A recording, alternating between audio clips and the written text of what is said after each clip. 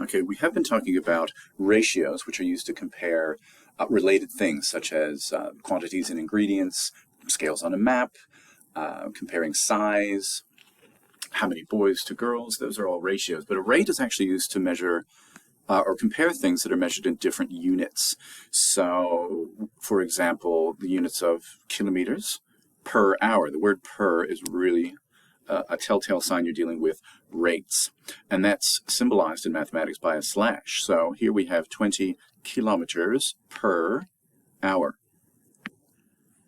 So different units. It is convention means, this is just what we do, to write rates in their simplest form. So we're going to do that. This involves writing the rate for only one unit. One of these has to be one of the second quality. So if we were looking at, for example, spending $45 in 3 hours, we're going to want to reduce that second unit to 1. And we do that by dividing each by common factor. In this case, 3 dividing by 3 will give us 1, and we also divide the other side. So $45 per 3 hours is simplified and means the same thing. It's the same rate we're spending, $15 in 1 hour. So if we had another hour, we'd spend another 15, another 15. If we had 4 hours, it would still be 15 per hour, but it would be $60 in total. So we always want to simplify the rate. The average rate, sometimes you have to work things out over time. So for example, we still want to make the second quantity down to 1. But we'll do it on average. So, for example, if you're reading a 400-page book in 4 days, it's very unlikely that you're going to read exactly 100 pages in 1 day. One day you might read 80 pages, the next day you might read 120 pages. I'm making this really easy for myself. And then 90 pages, and then, oh my gosh, 110 pages. So they'll end up, each day will be different, but they'll end up equaling 400. If that doesn't equal 400, somebody tell me. But then what we do is divide that by the number of days, and that's how we get the average of 100 pages per day. So now let's do a couple. If we have 12 students for 2 teachers, this is the optimum that we want to change to 1. So how do I change 2 into a 1?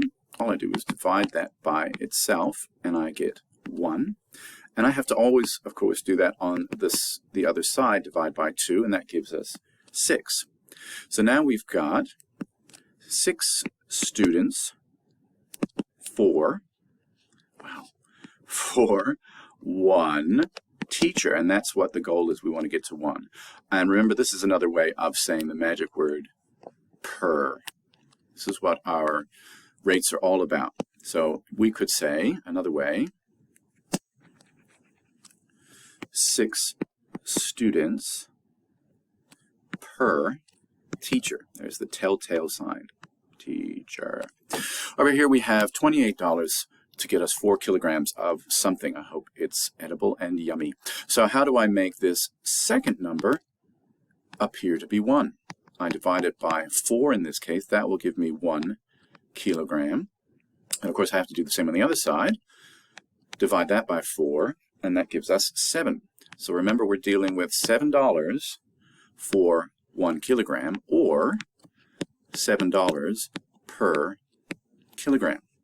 Now here's an example of the average I was talking about. Tom was 120 centimeters when he was 10, and then he was 185 when he turned 20. So we got to find the average rate per growth per year. And what that means is in 1 year. So there's our magic number 1 that we're aiming for. So between 10 and 20, how many years do we have? We've got 10 years. And between 185, take away the earlier 120 centimeters, we can see that he has grown by 65 centimeters. So, dear old Tom has grown 65 centimeters in 10 years. And to find the average of that, we're going to make it 1 year. How do we do that? This one's pretty obvious. Divide by 10 Reno. And we do the same thing over here. Divide by 10. And we see, divided by 10, we're just going to hop that decimal point right back there.